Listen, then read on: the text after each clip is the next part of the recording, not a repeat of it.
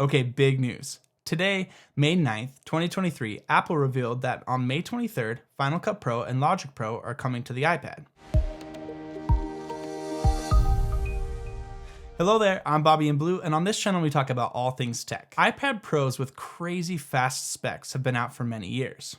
And Apple has claimed that iPads are faster than most of the PC laptops, which is why it's been really frustrating that although they have top specs, there wasn't much that you could do to take advantage of this speed because of the lack of professional software apps. Have you been waiting for more pro apps for the iPad Pro? Let me know in the comments below. I have been a Final Cut editor for my entire career, so the thought of Final Cut coming to the iPad and me being able to have a more on-the-go workflow for editing is pretty cool. Both Final Cut and Logic are said to bring all new touch interfaces that allow users to use multi-touch to enhance their workflows. Final Cut Pro for iPad introduces a powerful set of tools for video creators to record, edit, finish, and share all from one portable device. Final Cut Pro for iPad takes advantage of the Apple silicone to make complex things simple and fast. Two of my favorite new features are called Scene Removal Mask and Live Drawing. Scene Removal Mask makes it so that you can quickly remove or replace the background behind a subject in a clip without using a green screen clip. And Live Drawing lets you draw directly on top of video using the Apple Pencil, and then it can automatically animate for you. You can see both of these features are put together here in this skateboard clip.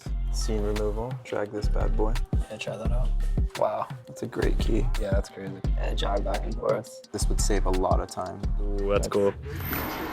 These two technologies are not new, but it seems like they've been refreshed and renewed and done the Apple way for Final Cut Pro on iPad. Getting to just the right spot on your clip can be difficult with touchscreens. To solve this, they have a new touch jog wheel that will allow you to precisely navigate for frame-accurate edits. This looks pretty slick. Further navigation can be done with the Apple Pencil. And on the iPad Pro with M2, users can use the Apple Pencil to hover over clips to quickly skim and preview footage without touching the screen. Final Cut Pro for iPad will also support the Smart Folio and Magic keyboards to utilize the mouse and keyboard commands. A mixed keyboard and touchscreen workflow could be pretty cool. You can also view and edit HDR video using the reference mode to apply color grades with accuracy on the XDR display of the iPad. Another feature that we've needed on iOS for a long time is manual camera controls. I hope that we would get this soon, but I never really thought that it would come inside of Final Cut Pro for iPad. Apple calls it Pro Camera Mode, and it brings the ability to shoot in portrait or landscape while being able to monitor audio levels,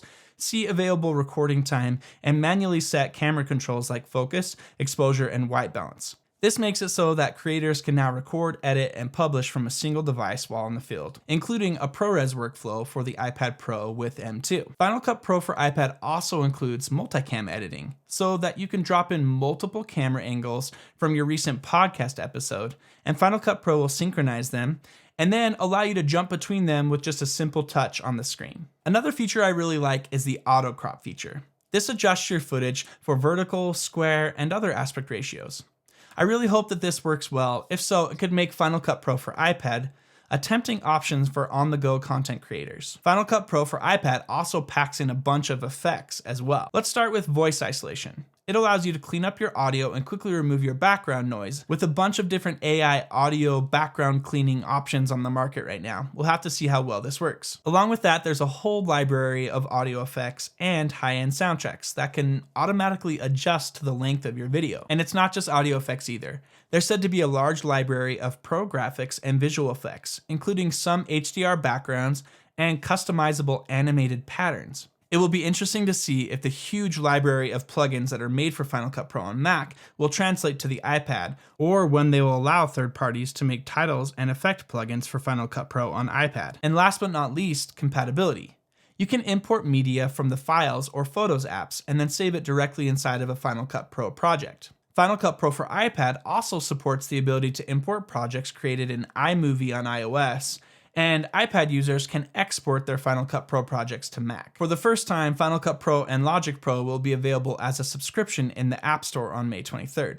They will each be $4.99 a month or $49 a year, and they will both come with 1 month free trial. Final Cut Pro is compatible with the M1 chip iPad models or later, and Logic Pro will be available on the A12 Bionic chip iPad models or later. Both apps require at least iPadOS 16.4. All of these features for Final Cut Pro for iPad sound really great, and in most cases they're long overdue. Other software titles have had features like this for a while, so it'll be interesting to see if the polish and simplicity that usually comes with Apple's versions of key features makes them stand out. It also makes me wonder if they'll be bringing some of these new features to the desktop as well. It would be awesome if you could activate your iPad as a second display for Final Cut Pro on desktop via some kind of mission control like connection and bring the touch and drawing features from the iPad to the Mac. Final Cut Pro coming to the iPad is long overdue, and on May 23rd when it comes out, it'll be interesting to see what this brings to the next chapter of Final Cut Pro. Do you see yourself using Final Cut Pro for iPad? Let me know in the comments below. I know that I have wanted Final Cut Pro for the iPad for a really long time, and I hope that it not only brings some simplicity and some mobile editing, but also that it breathes new life into Final Cut Pro on all platforms. I'm BobbyInBlue, and if you love tech like I love tech, then make sure to hit that like button and that subscribe button below for more videos just like this. I'll see you in the next one.